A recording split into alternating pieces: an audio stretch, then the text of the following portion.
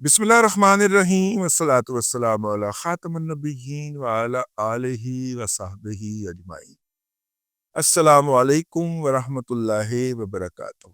अफगानिस्तान के वो लोग जिनकी जुबानें आग बरसाती थी और ज़बीउल्लाह मुजाहिद जैसा करी शख्स जो है उसको फ्रंट से लीड करता था, वो अब बयान ही जारी नहीं कर रहा दफ्तर खारजा की। दफ्तर खारजा का कोई नया तर्जुमान वजूद में आ गया है। देखिए, मेरी जो फीलिंग है या जो मेरी सरिश्त है उसके मुताबिक इसके अंदर कुछ हमारे अरब दोस्तों का किरदार भी हो सकता है, लेकिन मुझे सबसे ज़्यादा जो मौसर किरदार लगता है वो प्यूटन साहब का लगता है। अगर आप देखें तो हालिया दिनों के अंदर तहरीक तालिबान अफगानिस्तान के ऊपर जो रूस में पाबंदी थी, अभी परसों तरसों ही ख़त्म हुई और रूस ने अफगानिस्तान की सपोर्ट भी बढ़ा दी है। और रूस जो होता है वो आजकल हमारा भाई होता है बरास्ता चाइना।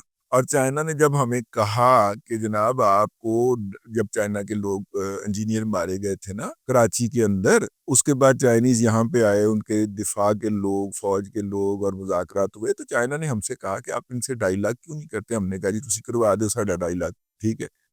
तो चाइनीज ने जब डायलॉग करवाने की कोशिश की तो वहां से और बकवासियात शुरू हो गई। फिर इनके जो वजीर दाखिला है हकानी साहब, ये जो हैं ये गए जनाब यूएई के अंदर, फिर उन्होंने उम्रा किया, फिर 1 डेढ़ महीने के लिए वहां पे गायब हो गए, किसी के कांटेक्ट में ही नहीं थे। वो जो गायब हुए हैं उस दौरान उनकी बहुत सारी मुलाकातें, ये तालिबान के अंदरूनी जराए बताते हैं, और जिसके अंदर ये बात जेर बहस आई, अगर हम पाकिस्तान के साथ बिगाड़ लेते हैं और पाकिस्तान जो है वो उस तरह का मेज़बान नहीं रहता जिस तरह का हमारा पिछला 40 साल से बल्कि 100 साल से चला आ रहा है, तो फिर मुस्तकबिल के अंदर हम क्या करेंगे। ये सारी बातें उनको उन्होंने खुद भी छेड़ी और लोगों ने भी आके उनको समझाई कि आप पाकिस्तान को एक अपने लिए हॉस्टाइल ना बनाइए। देखिए, अगर सादिक खान जैसा नरम खू शख्स जो है वो सेमिनार से खिताब करते हुए ये कहता है कि अगर टीटीपी को ना रोका गया तो फिनिश, खत्म, खलास, फिर हमारा उनसे कोई लेना देना नहीं है, ना हम उनसे डायलॉग करेंगे, ना मुज़ाकरात करेंगे, ना कोई बातचीत के जरिए चीज़ों को हल करने की कोशिश करेंगे। इसका मतलब है सादिक खान साहब के पास कुछ सॉलिड अश्योरेंस मौजूद थी, यकीन दहानी मौजूद थी, और अफगानिस्तान का जिनके ऊपर एतबार है वो मौजूद था।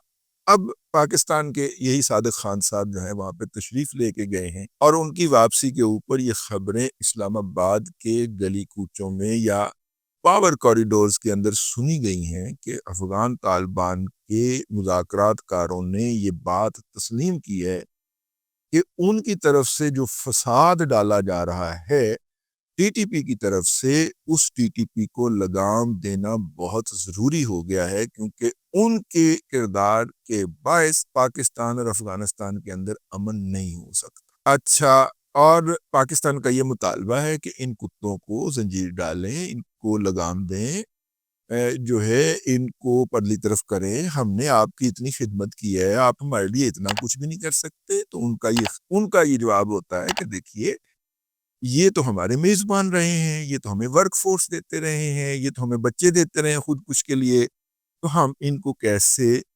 इनकार कर सकते हैं। तो हम पाकिस्तान का ये नुक्ता नज़र था कि जगह तो हमारी थी ना जहाँ पे ये बैठे हुए आपकी फैसिलिटेशन कर रहे थे, हमारी मर्जी के बगैर कर सकते थे। तो अगर ये आपको करते रहे, हम ओवरलुक करते हैं, उस वक्त हमने अमेरिका से गालियां खाई हैं, अब आप इतना दूर बैठे हुए अमेरिका के कहने के ऊपर इनको पालते रहें कि पाकिस्तान को उसने सजा देना है, और पाकिस्तान को सजा किस अमर की देना है कि हमने आपकी मदद की हुई है, ठीक है। तो आप बड़े कोई वला यौर किस्म के एहसान फरामोश होंगे, ठीक है।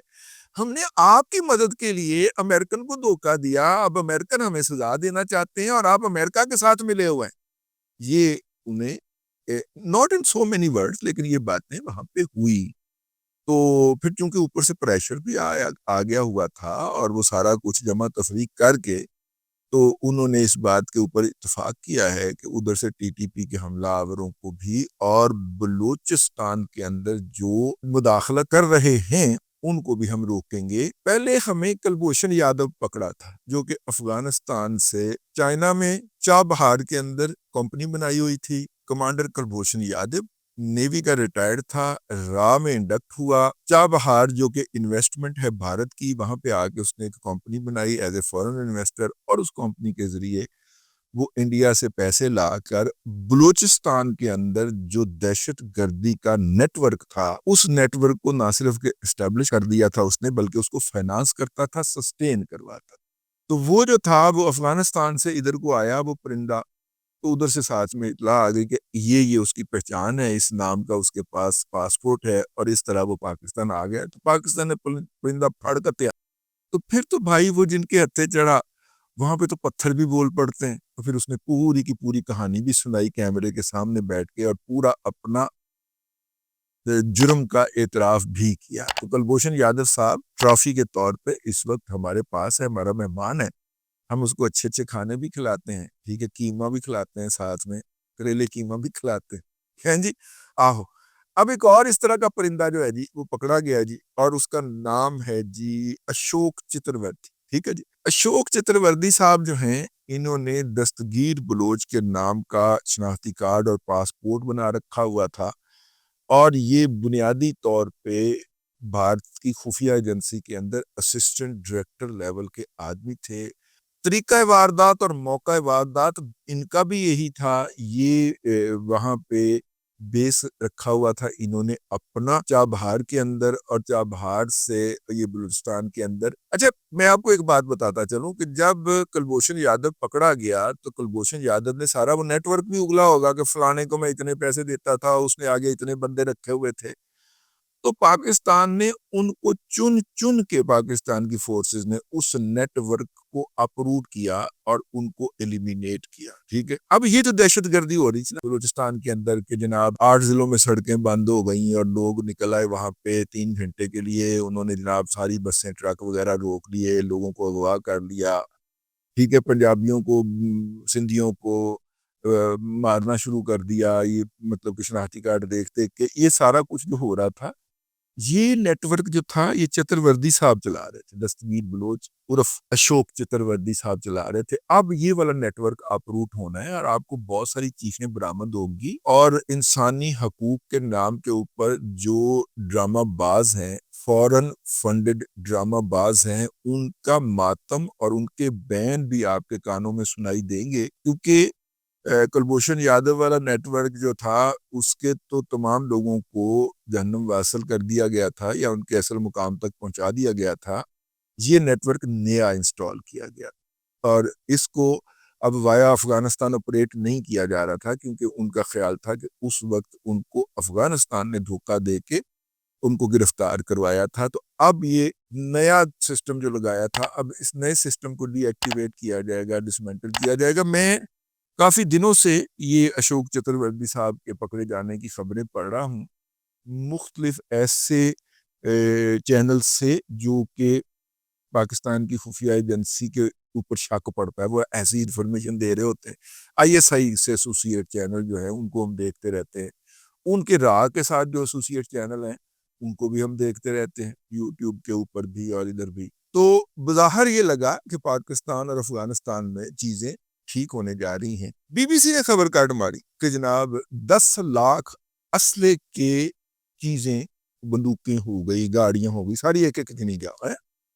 وہ چیزیں جو ہیں جو کہ چھوڑ کے گیا تھا امریکہ یہاں کے اوپر، اس میں سے 5 لاکھ اس وقت نہیں مل رہی.